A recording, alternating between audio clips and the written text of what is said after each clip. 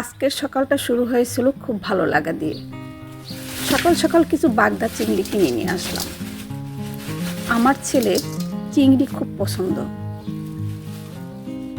সাদা ধবধবে এই ফুলটা দেখতে যেমন সুন্দর, তেমনি কিন্তু এর সুঘ্রাণ রয়েছে।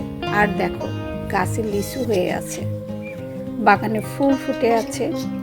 আমি বাগান করতে ভালোবাসি, ফুল বাগান হলে তো কথাই নেই। শাকসবজি বাগান আমার পছন্দ।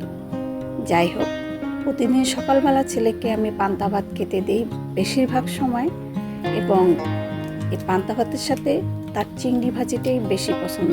চিংড়ির খোসা এবং খাদ্য তুলে ফেলে দিয়ে ভালোভাবে পরিষ্কার করে নিচ্ছি।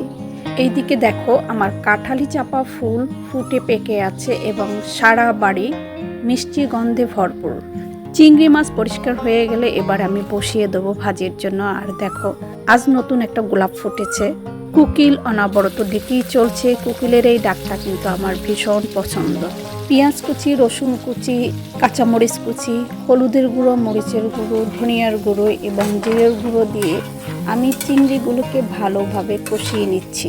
চুলায় যখন চিংড়ি ভাজা হচ্ছিল, সেই গন্ধে পুরো ঘরটা যেন ভরে গেল। সাদা ধবধবে এই চাপাটাও আমার বেশ পছন্দ। অল্প একটু পানি দিয়ে আমি ঢাকনা দিয়ে ঢেকে দেবো চিংড়িগুলো সিদ্ধ হওয়ার জন্য। এই ছোট ছোট মুহূর্তগুলোই আমার সবচেয়ে প্রিয়। ছেলের মুখে হাসি দেখার জন্যই তো এত কিছু করা।